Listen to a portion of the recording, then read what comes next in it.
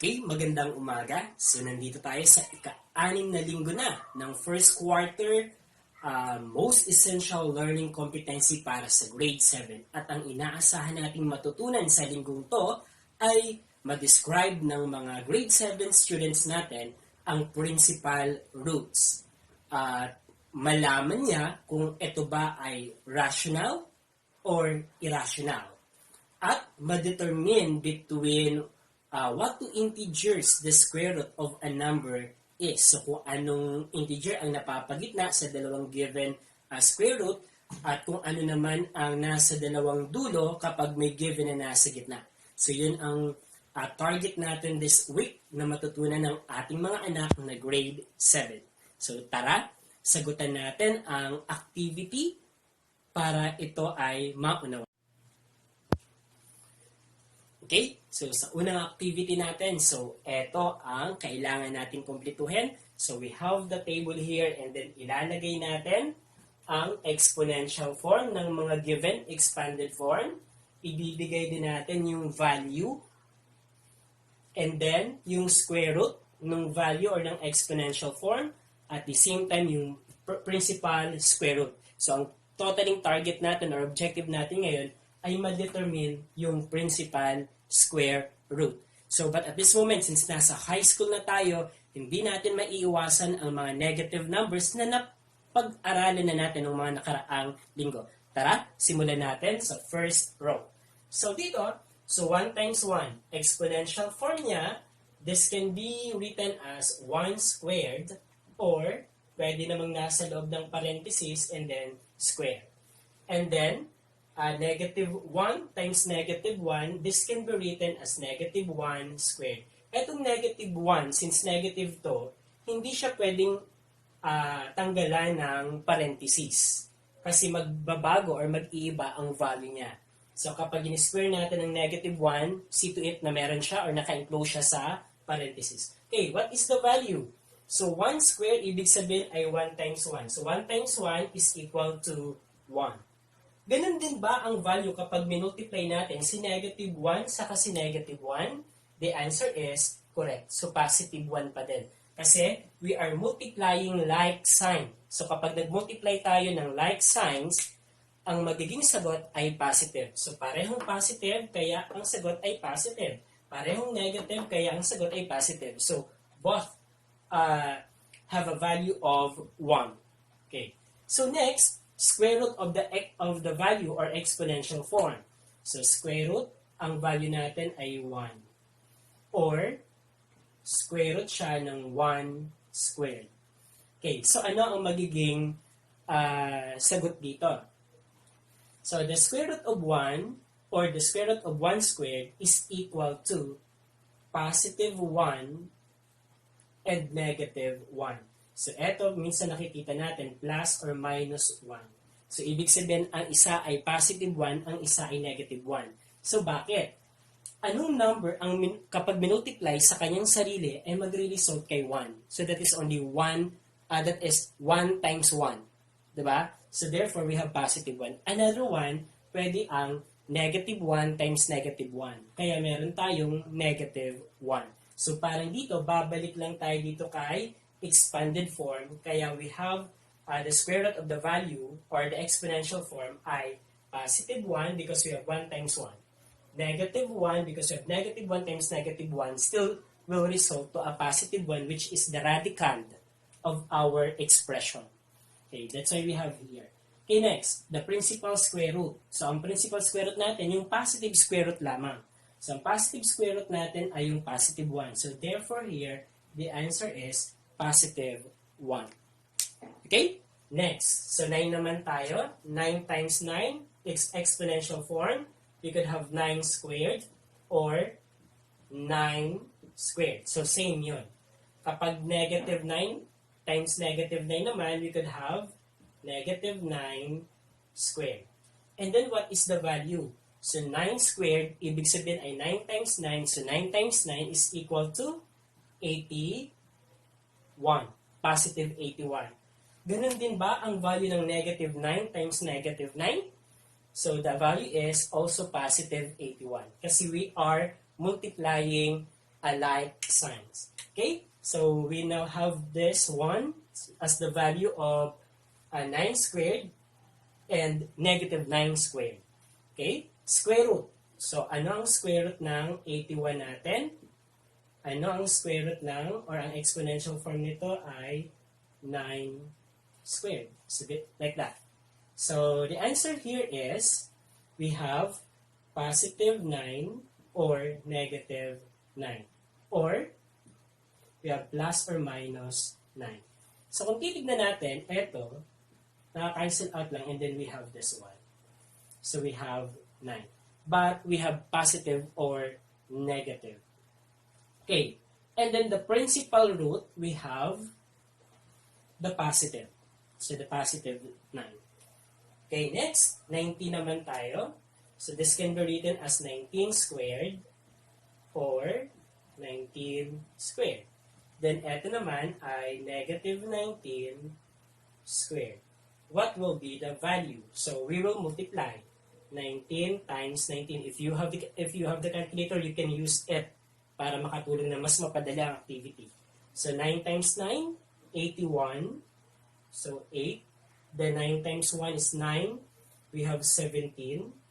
Then 1 times 9 is 9. Then 1 times 1 is 1. Okay, we have 1, 16. 1, 2, 3. We have 361. So here, the value is 361. Ayan ang value niya. So please check if we get the correct answer. Okay, next, what is the square root? So the square root of 361, or in exponential form, the square root of 19 squared. Okay, ang mangyayari lang ulit. So cancel yan. So we have 19. So positive. Then, take note na meron din tayong negative 19 squared, di ba? So cancel yan. We have negative 19. Or, we could have plus or minus 19. But, our principal square root ay yung positive lamang. So, the answer here is 19. Okay? Nasusundan? So, sana ay nasusundan. Okay. So, sa activity ninyo, medyo marami pa ang hinihingi doon. Mas mainam na yun ay makumpleto at makuha yung tamang sagot. Yung answer key naman ay nasa dulo ng video lesson ko. Kaya after nyong gawin, i-check nyo sa answer key na aking ibibigay. Kapag ito ay nakuha na, laking tulong nito sa susunod nating activity.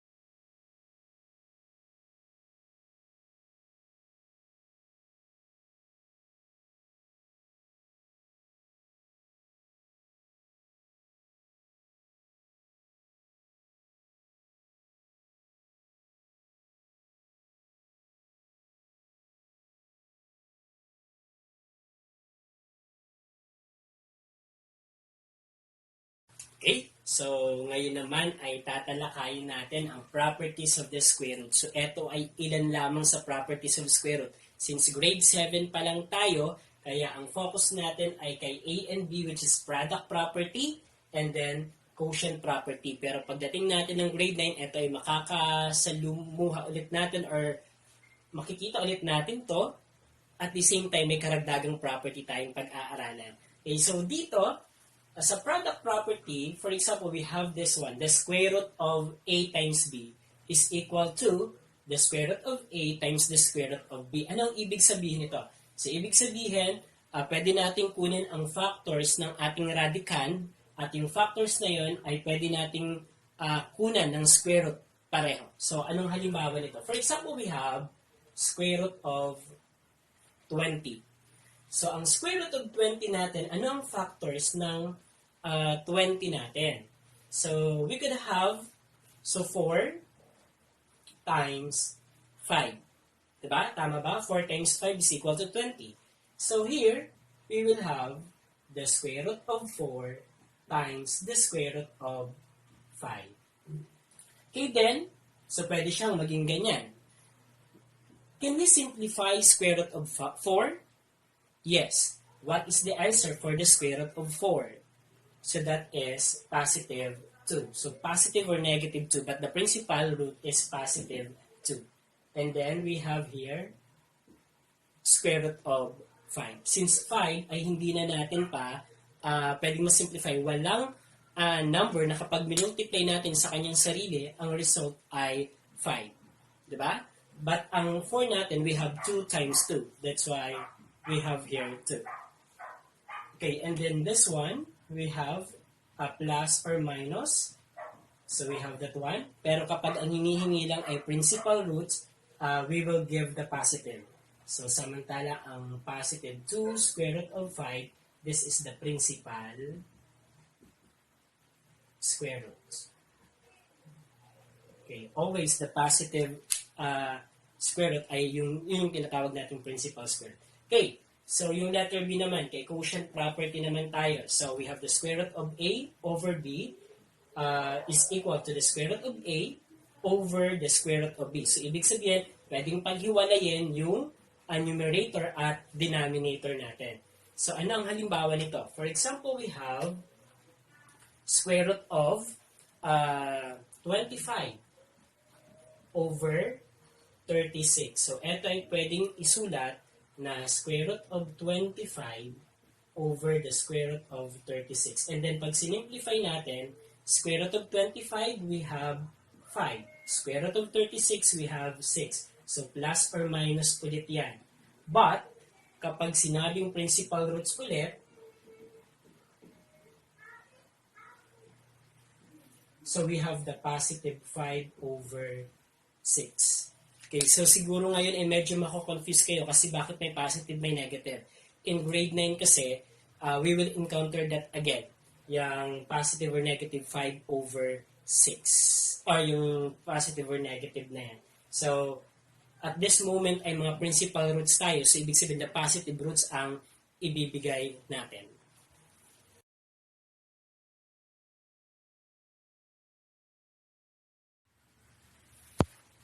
Okay? So, sa activity na to, ang target natin ay yung second objective na dapat natin matutunan. So, dapat ay mas-simplify natin ang mga given radical expression at ma-identify natin or masabi natin kung ito ba ay rational or irrational. So, mamaya madidistinguish natin kung paano malalaman na yun ay rational at yun ay irrational after we simplify the given. Okay, so una, okay, by applying the quotient property, we have square root of 40 over the square root of 49. Okay, then, square root of 40 natin, hindi siya perfect square. So, since hindi perfect square ang 40 natin, pwede nating gamitin ng prime factorization para malaman kung meron pa siyang perfect square factors. So, 40, that is 4 times 10. Ang 10 naman ay 2 and 5. So, dito sa factors na to, alin ang perfect square? So, we have 4 ang perfect square natin. So, since 4 is perfect square, so we could have 4 times. Ang 2 times 5 natin ay 10, hindi na siya perfect square, so ilalagay lang natin dito as 10. Ito naman, square root of 49, ang 49 natin ay perfect square number. So, ibig sabihin, ito ay may square root talaga. So, ang 49 natin, ang square root niya ay 7. So, because 7 times 7 is 49. Okay, next. Okay, dito tayo. So, ito ay pwedeng gawing square root of 4 times square root of 10, applying the product property. So, over 7. And then, we will have square root of 4 ay 2. Then, ang 10 natin ay hindi siya masisimplify kasi wala ng perfect square factors ang 10 natin. Over 7. So, eto na ang final answer natin. At ito ay plus or minus. Ayun. But, talking about principal roots, we could have the positive only. Okay. So, pag pinag-usapan ang principal root, we have the positive 2 square root of 10 over 7 only. Okay, next. Is that a rational or irrational? So, ito ay irrational. So, paano ko nasabing irrational? Since meron tayong square root of 10, so etong square root of 10 or yung 10 ay hindi na na-simplify pa, nasa loob pa rin siya ng square root. Kapag may presence tayo sa final answer natin na nasa square root pa rin, hindi natin natanggal sa square root, that is a clue na masasabi natin na etong answer natin ay isang irrational number. Okay, next. Number 2 tayo. So, we have square root of 27. So, using the product property, we could have, so ang factors ng 27 ay, so we have divisible by 9. So, 9 times 3. Tama ba? Okay, 9 times 3. Okay, so pwede pang 3 times 3. So, we have 3 times 3 times 3. Pero eto, so 3 times 3, that is 9. So 9 times 3. 9 is a perfect square. So we could have square root of 9 times square root of 3. Square root of 9 ay 3. So plus or minus. And then, eto ay hindi na masisimplify. So nasa loob ang etong 3 na to. So this is now our answer, simplified answer. But pag pinag-usapan ulit, si principal root, so we have the positive 3 square root of 3. Okay, again, rational or irrational? Ano ang hula nyo? Ano sa tingin nyo? So this is under irrational. Okay, bakit irrational? Kasi meron tayong number na hindi na nailabas kay square root. Hindi na na-simplify pa or hindi na nailabas pa. So that's why it is irrational. Okay, next. Square root of negative 27. So since negative ang radical natin, so ito ay no real or not real. So not real siya. So hindi siya real number. Yun yung ibig sabihin nito. So ibig sabihin, we couldn't identify if it is a rational or irrational kasi hindi nga siya real number. Okay, next, the fourth one. So, eto, kung yung activity dun sa una ay natapos natin, ginawa natin, at pinagpatuloy pa natin, madali lang natin makuha ang sagot nito. So, ang sagot nito ay positive negative 20, but the principal root, the principal square root natin ay positive 20. So, paano kapag hindi natin kabisado yung mga perfect square number?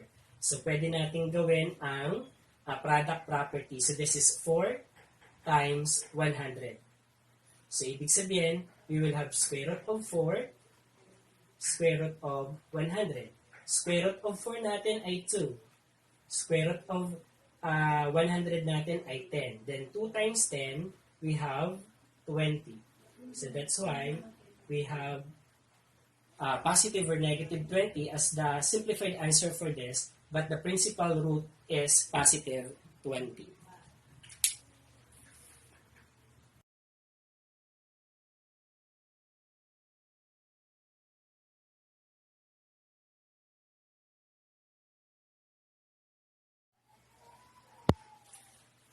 Okay, so sa activity naman na to, we will give the nearest integers before and after the principal square roots of the given. So the given are, we have number 1, square root of 390, the number 2, square root of 121. We will give the nearest integer before and then after of the given. Okay, so dito, kailangan nakabisado natin itong mga perfect square numbers natin. So, sabi ko nga sa inyo, kung nagawa ninyo yung activity, yung unang activity kanina, at naipagpatuloy ninyo, pwede nyo gawing reference yon para masagutan ng tama etong part na to. Okay, so ito lang ang gagawin natin. So, square root of 390, hahanapin natin yung square root, perfect square root, na nandito sa before 390 at after 390. So kung titignan natin dito, nasa ng 390? So nasa pagitan nito. So 361 saka 400. So ilalagay natin dito, 361. Dito naman ang 400 natin. Okay, then here, the square root of 400 ay, what is the square root of 400? This is 20. Then, what is the square root of 361? So, 361, this is 19. So, ibig sabihin, 19 and 20 are the integers before and after the principal square root of this given number, respectively. So, this is before, this is after. So, nasa in between ng 19 at 20 ang principal square root ng square root of 390 natin. Okay, next, number 2. Square root of 121.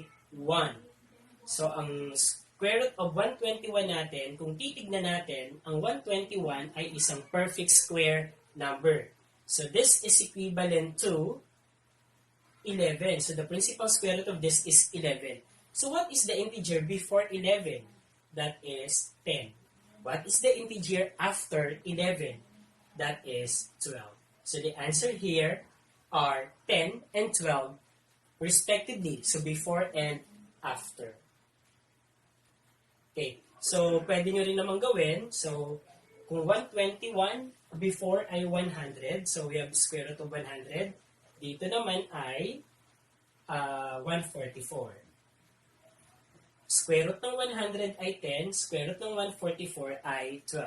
So since principal square root of the given tayo, so positive. So dapat positive din ang ibibigay natin. So we have 10 as the number before, integer before, then 12 as the integer after the given expression.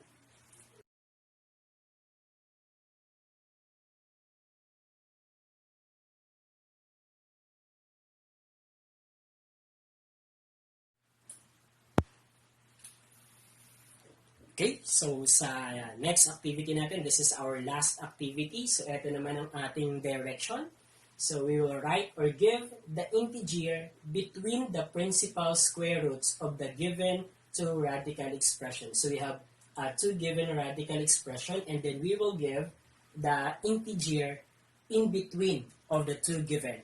So dito, so para makuha natin to, so ilulocate natin ang square root of 240 saka 260 dito sa mga perfect square numbers natin.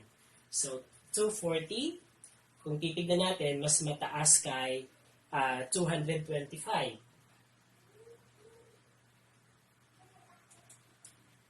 Okay.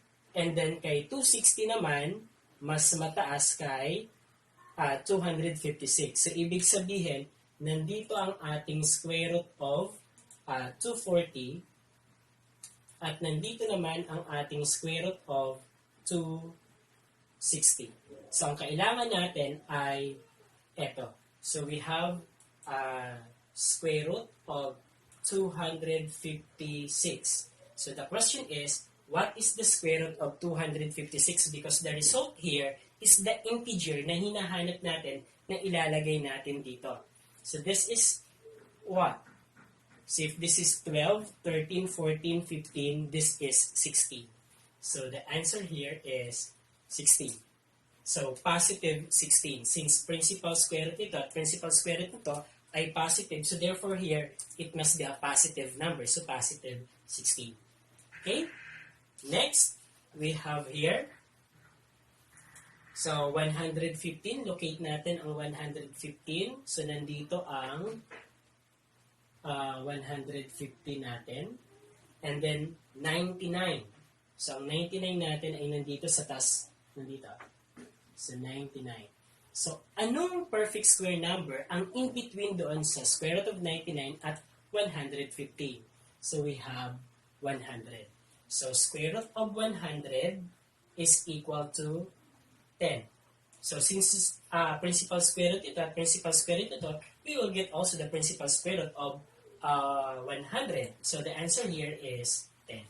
So this is the integer between the square root of 115 and square root of 99. While here, 16 is the integer between square root of 240 and then 260. So eto kung titignan natin, it is ascending order, samantalang ito naman ay descending order. So that's it for today. So sana ay natuto kayo at sana ay makatulong ito na masagutan ninyo ang inyong module this week.